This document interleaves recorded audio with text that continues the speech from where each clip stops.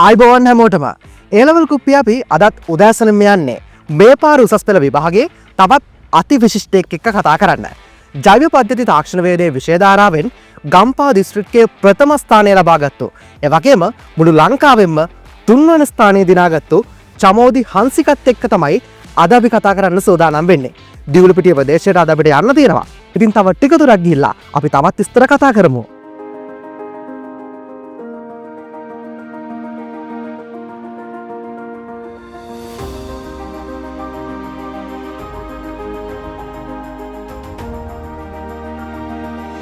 අපි දියුලපිටිය ප්‍රදේශයට මේ වෙද්දී ඇවිල්ලා ඉන්නේ. ඉතින් සුපුරුදු පරිදි A-level කුප්පිය අපේ මෙවර අපේ ගමන් සගය විදිහට අපිත් එක්ක සම්බන්ධ වෙනවා.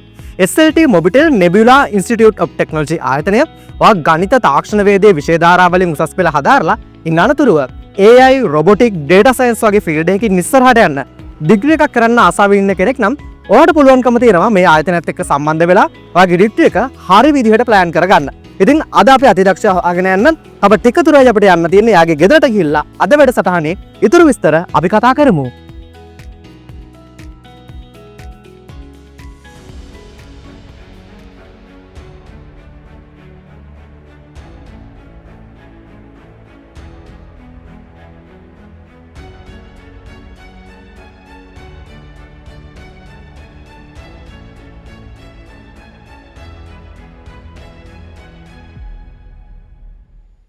දෙදස් විසි හතර උසස් පෙළ විභාගයේ ජෛව පද්ධති තාක්ෂණ වේදයේ විෂය ධාරාවෙන් ගම්පහ දිස්ත්‍රික්කයේම ප්‍රථම ස්ථානය.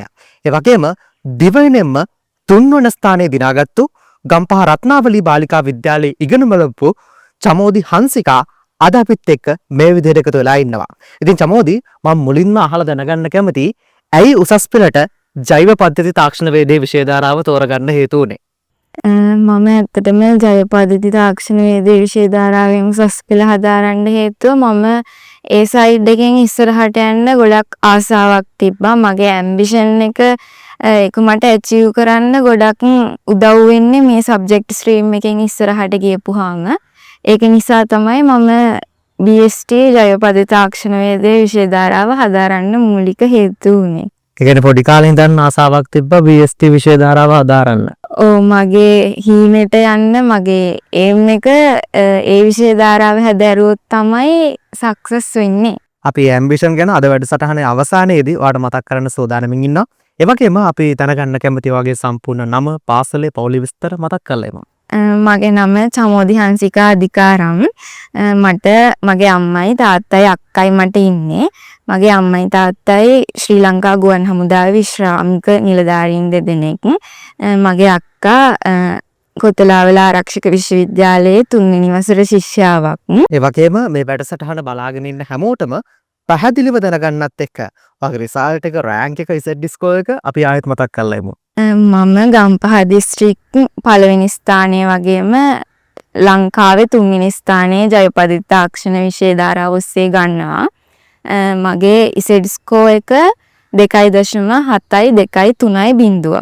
චමෝදිගේ සාමාන්‍ය පෙළ ප්‍රතිඵලය මොන වගේද තිබ්බේ? මට A8යි B එකක් තියෙනවා O-level රිසල්ට් එක.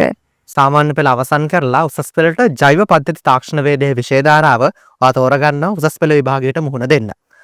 මේ විදිහට උසස් පෙළට ගියාට පස්සේ ළමයින්ට මතුවෙන පළවෙනිම ගැටලුවක් තමයි තමන්ගේ අමතර පන්ති ටික හරියාකාරව තෝරගෙන ඒ අවුරුදු 2.5 පුරාවට ඒ පන්ති වලට සහභාගී වෙනවා කියන එක. ඔයාටත් ඒ ප්‍රශ්නේ මේ විදිහටම මතුවෙන්නේ නැති. අපි ඒ ගැන ටිකක් කතා කරමු. මම තෝරගත්තු විෂයන් ටික තමයි BST, SFT, ICT. එතකොට මට SFT විෂයටයි ICT විෂයටයි මුලින්දම අන්තිම වෙනකන් යන්න හොඳ ගුරුවරු දෙන්නෙක්ගේ පන්ති හම්බුණා. ඒ වුණාට මට BST විෂය හරියට තේරුම් යන්න එක පන්තියක් කියලා තිබ්බේ නැහැ. මම ඒක නිසා කළේ ඒ හැම ගුරුවරු ගොඩක් ගාවට මම ක්ලාස් ගිහිල්ලා තියෙනවා. ඒ හැම ගුරුවරයෙක්ගෙම මට අවශ්‍ය දේවල් අරගෙන මම BST විෂය කවර් කරගත්තා. තමන්ට අවශ්‍ය දේ තමන්ට හොඳම තැනින් කවර් කරගන්න එක හොඳ ක්‍රමවේදයක් විදිහට අපිට ඔයාලට කියන්න පුළුවන්කම තියෙනවා. ඒ වගේම චමෝදි උසස් පෙළට ගියාට පස්සේ ළමයින්ට ගොඩක් ප්‍රශ්න මතුවෙනවා. අපි දැන් මුලින්ම කතා කරේ එක ප්‍රශ්නයක් ගැන විතරයි. එතනින් එහාට ගියාට පස්සේ පාඩම් කරන ක්‍රමවේදය කොහොමද දවස ප්ලෑන් කරගන්නේ? මේ වගේ ගොඩක් ප්‍රශ්න ළමයින්ට මතුවෙනවා. අපි ඔයා උසස් පෙළ විභාගයට ගියාට පස්සේ කොහොමද ඔයාටම කියලා පාඩම් කරන්න සැලැස්මක් හදාගත්තේ ආරම්භයේ ඉඳන්? ඇත්තම කිව්වොත් මම මුලින් ඉඳන්ම ගොඩාක් ඒ ලෙවල් ටාගට් කරලම වැඩ කරපු ළමයෙක් නෙමෙයි. මම ගොඩක් ඉස්කෝලේ අපේ විෂය බාහිර ක්‍රියාකාරකම් ගොඩක් එක්ක සම්බන්ධ වෙච්ච ළමයෙක් ඉඳලා මට මුලින් ඉඳන් ඒ ලෙවල් ටාගට් කරලම වැඩ කරන්න හම්බුනේ නැහැ. ඒ වුණාට මම සබ්ජෙක්ට් 3 බැලන්ස් කරගෙන, ඒ කියන්නේ පාඩම් කරන එක අතාරින්නේ නැතුව ඒ වැඩත් එක්ක ඉදිරියට ගියා. ඊට පස්සේ අන්තිම මාස 6 දී වගේ තමයි මම ගොඩක් ඒ ලෙවල් ටාගට් කරලා පාඩම් කරන්න ගත්තේ. එතකොට ඒ කාලේ මට එක දවසක් විෂයන් 3ට බෙදාගෙන නෙමෙයි පාඩම් කළේ. මට ඒ ක්‍රමේ සාර්ථක වුණේ නැහැ. මම සතිය විෂයන් 3ට බෙදාගෙන එක එක කොටස් මේ දවසේදී මේ ටික කවර් කරගන්නවයි කියලා ටාගට් කරගෙන තමයි සතියක් ඇතුළත විෂයන් 3 බැලන්ස් කරගත්තේ. ඔව්, එක එක්කිනාට Taman පාඩම් කරන ක්‍රමවේදය වෙනස් වෙනවා. මොකද අපි කලින් පැවැත්වූ වැඩසටහන් වලදී අපේ සමහර අතිදක්ෂයෝ අපිට කියා සිටියා එයාලා දවස තුලදී විෂයන් 3ම කවර් කරගන්න උත්සාහ කරනවා කියලා. දැන් අද චමෝදි අපිට මතක් කරා එයා සතිය විෂයන් වලට බෙදාගෙන තිබ්බා කියලා. ඒ විදිහට ඔයාට ආවේනික ක්‍රමය ඔයා විසින්ම හදාගෙන තමයි උසස් පෙළ විභාගයට හරි විදිහට සූදානම් වෙන්න ඕනේ. ඉතින් අපි මේ අතිදක්ෂයන් එක්ක කතා කරන දේවල් ඔයාගේ පාඩම් වැඩවලට අදාළ කරගෙන ඒ විදිහට ඔයාගේ සැලැස්ම හදාගන්න ඔයාටත් පුළුවන්කම තියෙනවා. ඒ වගේම චමෝදි දැන් පාඩම් කරන්න සැලැස්ම හදාගෙන ඊළඟට දැන් අමතර පන්ති තියෙනවා, පාසලට සම්බන්ධ වෙන්න ඕනේ. ඒ වගේම විෂය බාහිර ක්‍රියාකාරකම් ගොඩක් කරා කියලා මතක් කරා. අපි දැනගන්න කැමති මොනවාද මේ විෂය බාහිර ක්‍රියාකාරකම් කියලා? මම ඇත්තටම විෂය බාහිර ක්‍රියාකාරකම් විදිහට මම අපේ ඉස්කෝලේ ෆොටෝග්‍රැෆි සොසයිටි එකේ හිටියා. ෆොටෝග්‍රැෆි සොසයිටි එකේ වයිස් ප්‍රෙසිඩන්ට් විදිහට හිටියා. එතකොට ටෙක් සොසයිටි එකේ ප්‍රෙසිඩන්ට් විදිහට හිටියා. එතකොට ඒ සොසයිටිස් දෙකේම ගොඩක් වැඩ අපේ ඉස්කෝලේ කරනවා. ෆොටෝග්‍රැෆි එක කියන්නේ ගොඩක් ලොකු සොසයිටි එකක් හින්දා අර හැම ඉවෙන්ට් එකකටම වගේ අපිට සම්බන්ධ වෙන්න වෙනවා. එතකොට ඒ ඉවෙන්ට් වලට යනකොට මම ගොඩක් ඉස්කෝලේ ගියාට මට ක්ලාස් එකේ ඉන්න හම්බුනේ නැහැ. මම ගොඩක් ඉවෙන්ට් වල හිටිය නිසා. ඉතින් මම ඒ වගේ වැඩ තමයි බාහිර වැඩ විදිහට කළේ. මම එන ආසාවෙන් මේ දේවල් වලට සම්බන්ධ වුණා. පාසලේ වගේ බාරදූර කාර්යයන් ගොඩක් ඉෂ්ට සිද්ධ කරලා අද වෙද්දී ජෛව පද්ධති තාක්ෂණ වේදයේ විෂය ධාරාවෙන් ලංකාවෙන්ම 3 වන ස්ථානය ලබා ගන්න චමෝදිට පුළුවන්කම ලැබිලා තියෙනවා. චමෝදි අපිට මතක් කරා අවසාන මාස 6ක කාලෙදී තමයි හොදටම බර දාලා වැඩ කරන්න පටන් ගත්තේ කියලා. අපි මේ මාස 6 ගැනම කතා කරන්නත් අපිට පුළුවන්කම තියෙනවා. මේ මාස 6ේදී කොහොමද ටයිම් මැනේජ්මන්ට් කියන එක හදාගත්තේ? පාසල් වැඩ, අමතර ක්‍රියාකාරකම් මේ හැමදේමත් එක්ක වගේ දවස මොන විදියටද ප්ලෑන් කරගත්තේ? සාමාන්‍යයෙන් මොන වෙලාවටද පාඩම් කරන්නේ? උදේ හැරලා පාඩම් කරනවද? රාත්‍රියේ පාඩම් කරනවද? ඒ වගේම දවසට පැය කීයක් විතර පාඩම් කරනවද? අපි දැනගන්න කැමතියි ඒ ගැන. මට පළවෙනිම කියන්න ඕනේ මම අර මාස 6 අන්තිමටම ඒ පාඩම් කරන්න මට උනේ. මම අර විෂය බාහිර වැඩ ගොඩක් කරපු නිසා මගේ ප්‍රොජෙක්ට්ස් ඔක්කොම ඉවර උනේ අප්‍රේල් වගේ මාසෙදී. එතකොට අප්‍රේල් වලින් පස්සේ අප්‍රේල් වලින් ඉඳන් දෙසැම්බර් මාසෙට එනකන් තමයි මට ටයිම් තිබ්බේ ගොඩක් ඒ ලෙවල් වෙනුවෙන්ම වැඩ කරන්න. එතකොට මට පළවෙනියෙන්ම බැලන්ස් කරගන්න බැරි වුණා. කොහොමද පාඩම් කරන්නේ? කොහොමද මේ ටික ඉස්කෝලේ යන්න ඕනේ, ක්ලාස් යන්න ඕනේ, ඒ වගේම ඉගෙන ගන්න පාඩම් කරන වැඩේ කොහොමද බැලන්ස් කරන්න ඕනේ කියලා මට පළවෙනියෙන්ම අවබෝධයක් තිබ්බේ නැහැ. ඊට පස්සේ මමම ඒක කොහොම හරි කරන්න ඕනේ කියන ටාගට් එකෙන් මම මුලින් ඉඳන් ඉස්කෝලේ ගියා. අන්තිම වෙනකම් ඉස්කෝලේ ගියා. ඉස්කෝලේ යන ඒ පැය ටික ඉතුරු කර ඒ ටික මග ඇරලා ඊට පස්සේ හවස ක්ලාස් යනවා. ක්ලාස් ගිහිල්ලා ගෙදර ඇවිල්ලා රෑ වෙනකම් පාඩම් කරන එක තමයි කළේ. ඊට පස්සේ අන්තිම කාලේ ඉස්කෝලේ මාස 2ක් විතර යන්නේ නැහැනේ අපි. එතකොට ඒ කාලය ඇතුළතදී මම කරේ මුලින් ඉඳන් ඒ කියන්නේ දවසේ පටන් ගත්ත තැන ඉඳන් පාඩම් කරන්න ගත්ත එක. එතකොට නිින්ද ගැන කියනවා නම් මට නිදියන්න ස්ථිර වෙලාවක් තිබ්බේ නැහැ. මට ඕන වෙලාවක පාඩම් කරන්න පුළුවන් හින්දා මම දවල් වෙලාවේ තමයි ගොඩක් නිදිය ගත්තේ. ඒ උනාට ඒක වෙනස් වෙනවා. මට ඒ කියන්නේ උදේ පාඩම් කරන්නත් පුළුවන්, දවල් පාඩම් කරන්නත් පුළුවන්, රෑ පාඩම් කරන්නත් පුළුවන්. ඒක නිසා මට අර වෙහෙසයි කියලා දැනෙන වෙලාවෙදි තමයි මම නිදිය ගන්න යොදාගත්තේ. එහෙම තමයි ඉතින් කළේ. චමෝදිට තියෙන වෙලාව පහසු වෙලාව කරගෙන හොඳ විදියට පාඩම් කරලා තියෙනවා. ඒ හින්දාම තමයි මේ වගේ විශිෂ්ට ප්‍රතිඵලයක් ලබා ගන්න පුළුවන්කම ලැබිලා තියෙන්නේ. ඒ වගේම මේ විදිහට පාඩම් වැඩ කරගෙන යද්දී කෙනෙක්ට Tamanගේ අවධානය වෙන පැත්තකට යන්න පුළුවන්කමක් තියෙනවා. මේ වෙද්දී උසස් පෙළ විභාගයේ හදාරමින් ඉන්න කෙනෙක්ට ඒ වගේ Tamanට එක දිගට පාඩම් වැඩ කරගන්න බැරි දැන් ඔයා කිව්වා වගේම පාසල් ගිහිල්ලා අමතර පන්ති ගිහිල්ලා ගෙදර එනවා කියන්නේ ලොකු මහන්සියක් එක්ක තමයි ආයෙ වැඩ කරන්න සිද්ධ වෙන්නේ. ඒ වගේ වෙලාවකට මොන වගේ ක්‍රමයක්ද අනුගමනය කරන්න පුළුවන්? අපි උදාහරණයක් විදිහට ගත්තොත් එක දිගට පාඩම් වැඩ කරගෙන යද්දී මොනවාද ඒ වෙලාවට කරන්න පුළුවන්? කෙටි විවේකයක් කොහොමද ගන්න ඕනේ? අපි මේ ළමයින්ට ඒ ගැන ටිකක් කියමු. විවේකයක් කියලා මම ඒ වෙලාවේදී නිදියනවා. පැය භාගයක් වගේ ෆ්‍රී ටයිම් එකක් අරගෙන නිදියන එක තමයි කරන්නේ. එතකොට මට එක දිගට අරමුණ තියාගෙන ඉන්න මම ගොඩක් මතක් කරගත්තේ මට ලොකු ආසාවක් තිබ්බා ජයවර්ධනපුර කැම්පස් එකට යන්න.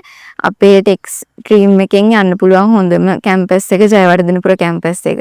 මගේ හීනේ තිබ්බේ එතෙන්ට කොහොම හරි යන්න ඕනේ කියලා.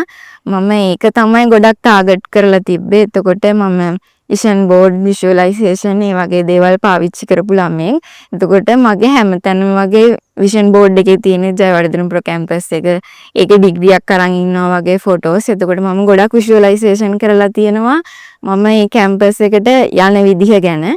එතකොට තව විශේෂයෙන් මතක් කරන්න ඕනේ මගේ ඉස්කෝලේ යාළුවෙක් හිටියා. ඒ යාළුවා හැමතිස්සෙම මට මම අර වැටෙන වෙලාවෙදී මට දැන් බැහැයි කියලා හිතන වෙලාවේදී හැමතිස්සෙම එයා මට කොහොම හරි මේක කරන්න ඕනේ, තව ටික කාලයයි තියෙන්නේ, මේක කොහොම හරි ඉවර කරපුවාම අපිට හිතාගෙන ඉන්න කැම්පස් එකට යන්න පුළුවන් කියලා ගොඩක් වෙලාවට මගේ යාළුවා මාව දිරිමත් කළා. මම අරමුණ තියාගන්න මට උදව් උනේ මේ දේවල් තමයි. සමෝදි වටිනා දෙයක් අපිට මතක් කරා විෂන් බෝඩ් ක්‍රමවේදය වානුගමනය කරා කියලා. උසස් පෙළ විභාගයේ හදාරමින් ඉන්න කෙනෙක්ට අපි පොඩ්ඩක් කියමුද කොහොමද මේ ක්‍රමය හදාගන්නේ? Tamanට අදාළ කරන විදිහට විෂන් බෝඩ් එකක් නැත්නම් විෂුවලයිසේෂන් මේ ක්‍රමය කොහොමද Tamanගේ ටාගට් එකට අදාළ කරගෙන ඒ ක්‍රමවේදය සකස් කරගන්නේ? මම විෂන් බෝඩ් එක කියලා මගේ ලැප් එකට තමයි ඒක සෙට් කරගෙන තිබ්බේ.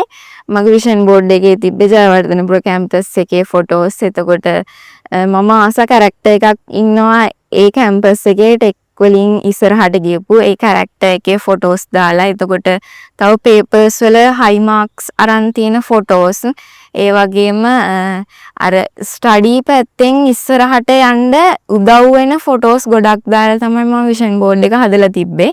ඒ හැම ෆොටෝ එකක්ම හරිම ලස්සන, හරිම ඇට්‍රැක්ටිව්, මම ආස කරන ෆොටෝස් දාලා මම මේ විෂන් බෝඩ් එක හදලා තිබ්බේ. එතකොට මගේ ෆෝන් එකේ වෝල් ස්ක්‍රීන් එකට, හෝම් ස්ක්‍රීන් එකට ඔක්කොටමත් මම දාලා තිබ්බේ ජයවර්ධනපුර කැම්පස් එකේ ෆොටෝ එකක්.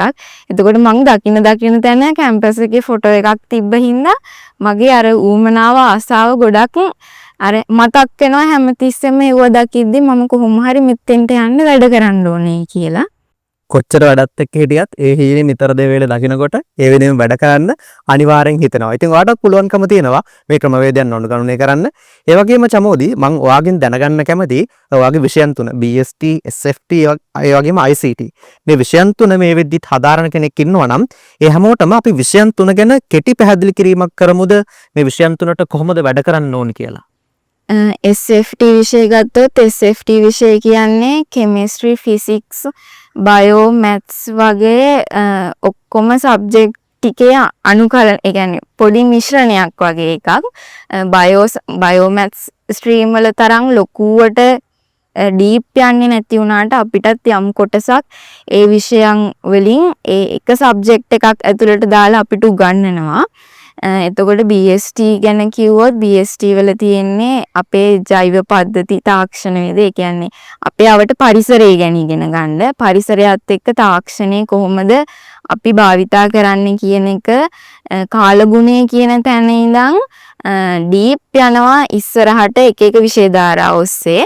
එතකොට ICT ගත්තොත් ICT වල තොරතුරු තාක්ෂණය එක අපි හැමෝම දන්නවා, අපි හැමෝටම උවමනා වෙන විෂයක්. මම ඒක නිසා තමයි ICT තෝරගත්තේ. මගේ ටාගට් එකටයි ඉස්සරහටයි ඔක්කොටම ICT ප්‍රයෝජනවත් වෙන හින්දා. ඔව් චමෝදි, අපි මේ විෂයන් තුන ගැන කතා කරද්දී ඔයා විෂයන් තුන එකම විදිහට බැලන්ස් කරගන්න විශේෂ ක්‍රමවේද මුකුත් අනුගමනය කරාද? සාමාන්‍යයෙන් මයින්ඩ් මැප්ස් එහෙම නැත්නම් ෂෝට් නෝට්ස් ඊට අමතරව වෙනත් ක්‍රමවේද මොකුත් ඔයා පාවිච්චි කරාද මේ විෂයන් තුනටම එක විෂයන් වලට වෙන වෙනම එහෙම නැත්නම් විෂයන් තුනට පොදුවේ මොකුත් විශේෂ ක්‍රමවේද පාවිච්චි කරාද? මම SFT වලටයි ICT වලටයි වැඩිපුරම පේපර්ස් කරපු එක කළේ. මම අපේ ඉස්කෝලේ ඔක්කොම වාර විභාග වලට සම්බන්ධ වෙලා තියෙනවා. ඒ වගේම මම අනිත් ඉස්කෝලවල පේපර්ස්, පළාත් papers, model papers, past papers, ඒ වගේම තව එක එක ගුරුවරුන්ගේ පේපර්ස් ගොඩාක් අරගෙන පේපර්ස් ගොඩක් ටාගට් කරලා කරපු එක තමයි SFT වලටයි ICT වලටයි ගොඩක් ඒ දෙක බැලන්ස් කරගන්න කරේ. එතකොට BST ගැන කිව්වොත් BST MCQ ගොඩක් කළා. ඒ වගේම BST පාඩම් කරපු විදිය ගැන කිව්වොත් අර මම කලින් කිව්වා වගේ මම අමතර පන්ති ගොඩකට ගියා BST වලට. එතකොට මට හරියට නෝට් එක නෝට් එකක් කියලා එකක් තිබ්බේ නැහැ.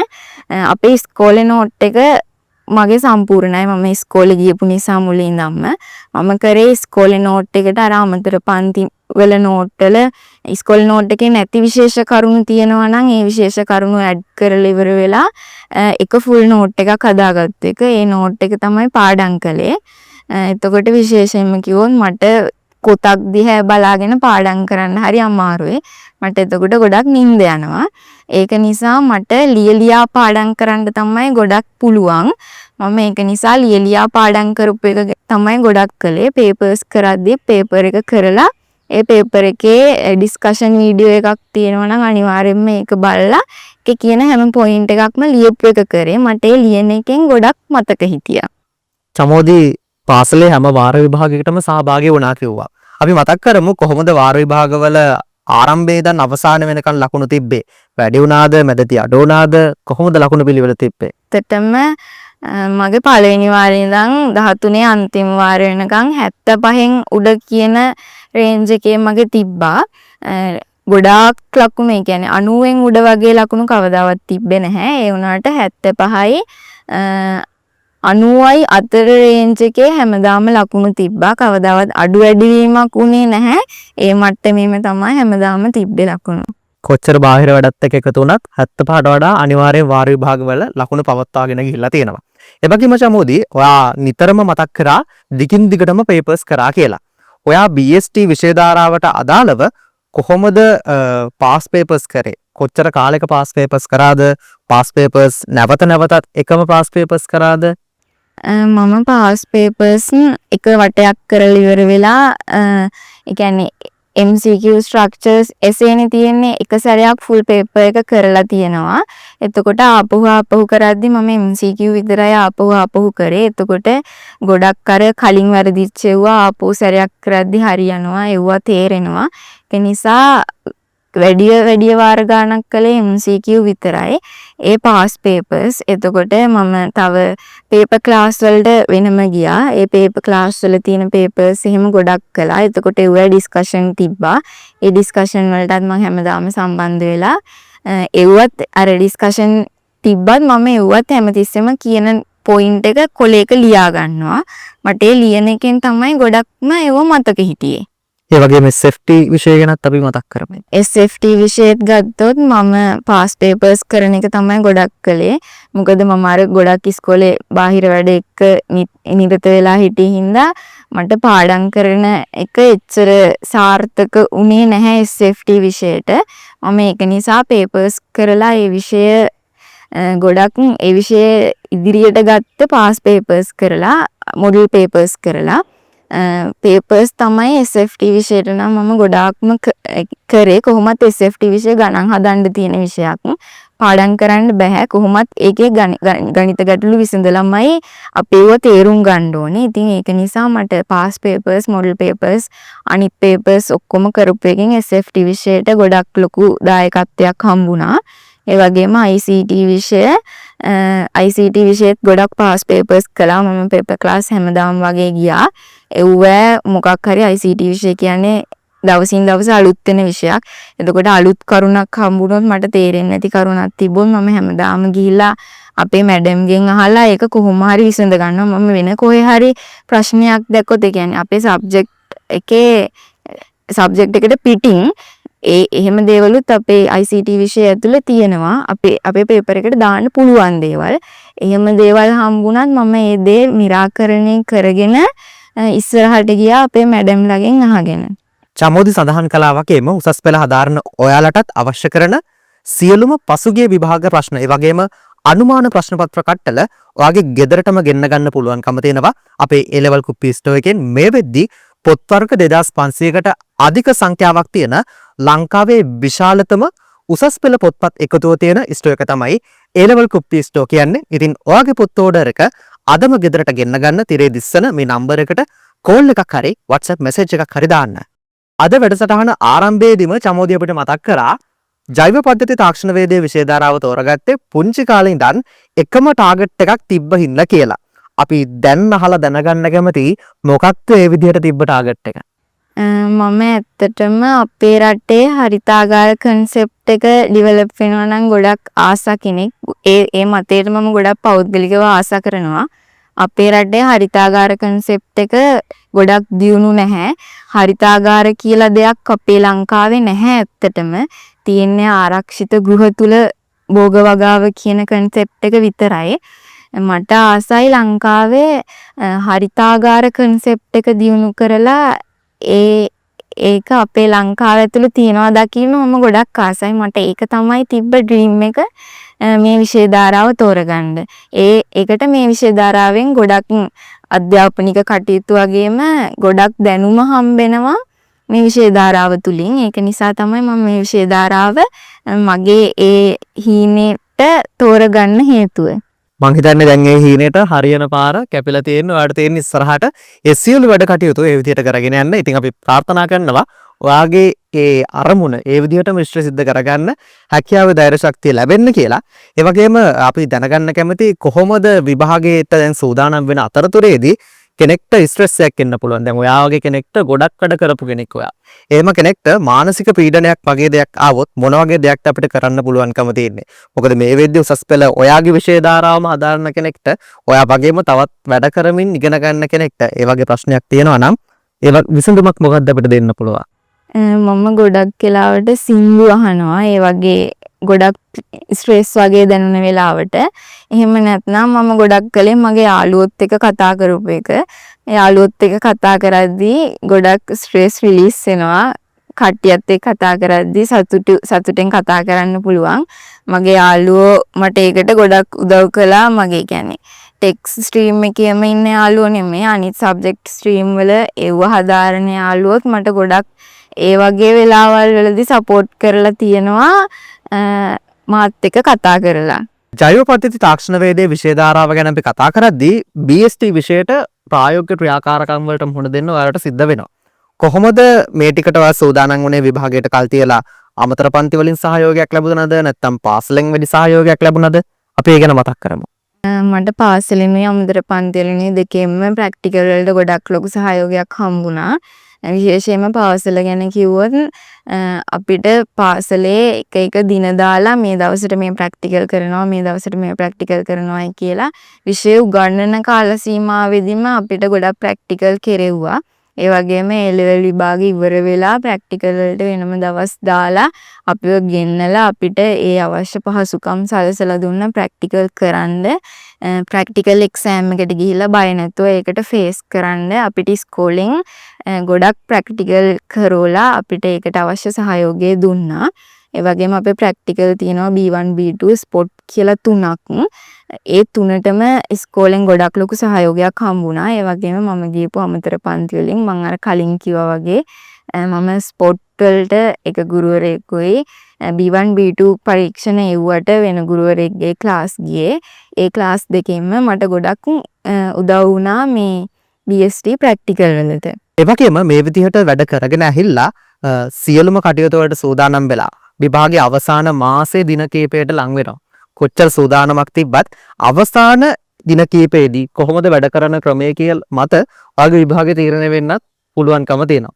මොකද Tamanගේ පෙර සූදානම ඒවත් එක්ක අවසාන දින කිහිපෙදී මොන විදිහටද ඔයා වැඩ කරන්න ඕනි කියලා ඔයා තීරණය කරන්න සිද්ධ වෙනවා. විභාගයේ ලං වුණාට පස්සේ චමෝදි කොහොමද වැඩ ටික කරගෙන ගියේ? මම අන්තිම කාලේ අර මම කලින් කිව්වේ පේපර්ස් ඩිස්කෂන් බැලුවයි කියලා ගොඩක් ඒවයි මම හැමතිස්සෙම පොයින්ට්ස් ලියාගත්තා කොළවල. ඒ කොළ ටික තමයි මම ගොඩක් පාවිච්චි කළේ ගොඩක් බැලුවේ. මොකද විශේෂ කරුණු ගොඩාක් ඒ කොළවල මම ලියලා තිබ්බා. මට ඒවයි ලියන්නේ මට ඕනේ කරුණු නිසා, මට අමතක කරුණු නිසා මට ඒ කොළ නිතර බලන එකෙන් ගොඩක් උදව් වුණා. අන්තිම දවස් ටිකේ මොකද අන්තිම දවස් ටිකේ අපි ස්ට්‍රෙස් වෙලා ඉන්න නිසා ගොඩක් පාඩම් කරන්න බෑ, ගණන් හැදුවට හැදෙන්නේ නෑ. ඒ වගේ තියෙන නිසා මම කලින් එකතු කරලා තිබ්බ ඒ විශේෂ කරුණු ඒවා ලියපු කොළ ගොඩක් බලපු එක. ඔව්. ඒ වගේම විභාගයේ දවසේ ගැනත් අපි මතක් කරන්න ඕනේ. ඔයාගේ විෂයන් තුන විවිධ දවස්වලදී පැවැත්විලා තියෙනවා. ඒ දින කිහිපෙදී ඔයාගේ කලින් තිබ්බ සූදානම පේපර්ස් ගොඩක් කරපු එක්කෙනෙක්. ඒ වගේ ප්‍රයෝජන මොන වගේද ඔයාට ලබා ගන්න පුළුවන් වුණේ විභාගයේ දවස්වලදී? වෙලාවටම පේපර් අවසන් කරගන්න පුළුවන් වුණාද? ඔයාට පීඩනයක් නැතුව පේපරේ සාර්ථකව අවසන් කරගන්න පුළුවන් වුණාද? මොන වගේද මේ දවස් කීපෙ දැනුනේ? මට පළවෙනියෙන්ම මුණ දෙන්න තිබ්බේ BST විෂයට. මොකද මම BST ලියන්න හිටියට ඊට කලින් අපේ රටේ කාලගුණික තත්ත්වය අයහපත් වෙලා BST දවසට කලින් දවසේ විභාගේ කල් ගියා. මට ඒක නිසා BST පේපර් එක නෙමෙයි පළවෙනියෙන්ම SFT විෂයට තමයි මුහුණ දෙන්න උනේ. මම BST පාඩම් කරලා BST විභාගෙට මේ හෙට මුහුණ දෙන්න තිබිලා අද විභාගේ කැන්සල් වෙනවා. එතකොට මට එහෙන අවුලක් වුණා. ආපහු SFT විෂය තමයි බලන්න ඕනේ නිසා. ඒ වුණාට BST එතනින් පොඩ්ඩකට නතර කරලා SFT විෂය බැලුවා. මට ඒ වෙලාවේ ඒ සබ්ජෙක්ට් මාරු වෙච්ච එක ගොඩක් දැනුණා. ගොඩක් ඒ සබ්ජෙක්ට් එහෙම වෙච්ච එකෙන් මට ගොඩක් අර මගේ ප්ලෑන් එක තිබ්බේ පළවෙනියෙන්ම SFT ලියලා ඊළඟට BST ලියලා ඊට පස්සේ ICT පේපරේට මුහුණ දෙන්න.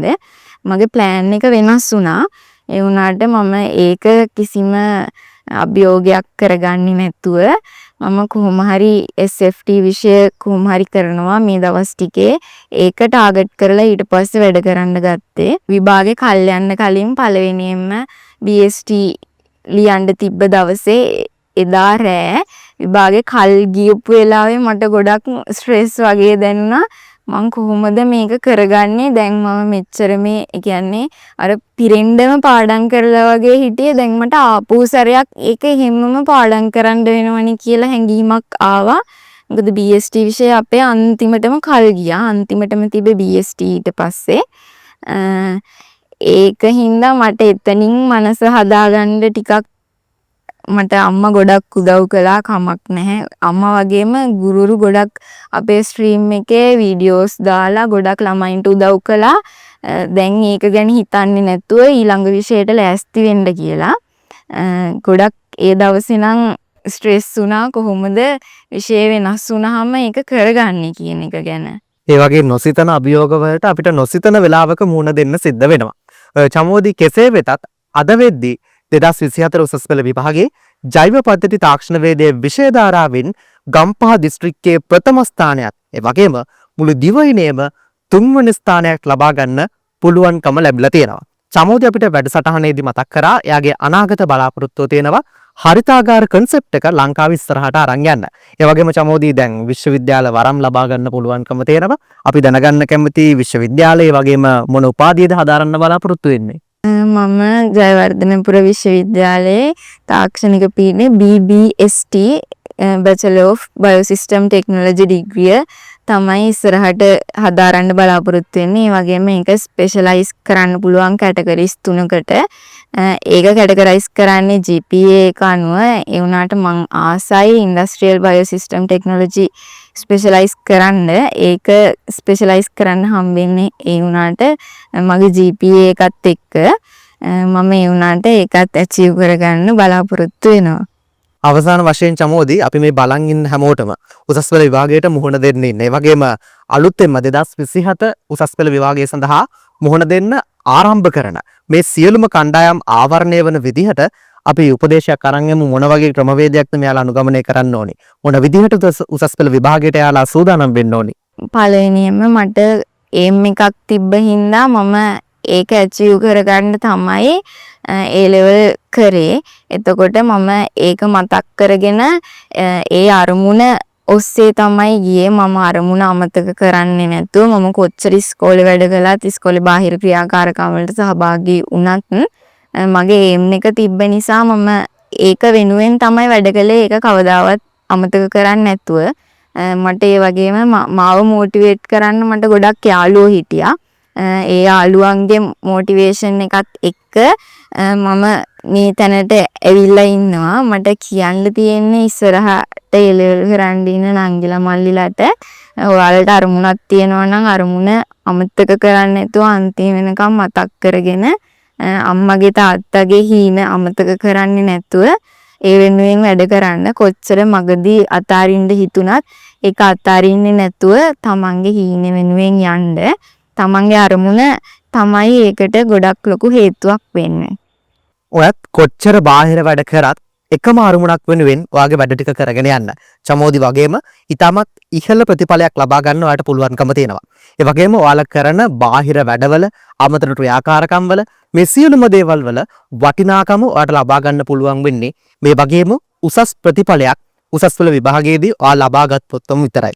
ඉතින් ඒ වගේම මේ වගේ වැඩ කරලා අද චමෝදිගේ කතාවෙන් ඔයාගේ අධ්‍යයන කටයුතු වලට ලබා ගන්න තියෙන සියලුම ආදර්ශ ලබාගෙන ඔයාගේ ගමන් මඟ සාර්ථක කරගන්න කියලා අපි ප්‍රාර්ථනා කරනවා. ඒ වගේම චමෝදි ගොඩක් ස්තුතියි අද අපිත් එක්ක සම්බන්ධ වුණාට. 2024 උසස් පෙළ විභාගයේ ජෛව පද්ධති තාක්ෂණ වේදයේ විෂය ධාරාවෙන් ලංකාවෙන්ම 3 වෙනි ස්ථානය චමෝදි හංසිකා අද අපිත් එක්ක සම්බන්ධ වුණා වැඩසටහනට. ඉතින් තවත් අතිදක්ෂයෙක් එක්ක ඉක්මනින්ම ඔයාලට වැඩසටහනක් අරන් එන්න අපි බලාපොරොත්තු වෙනවා. දිගටම රැඳිලා ඉන්න අපිත් එක්ක.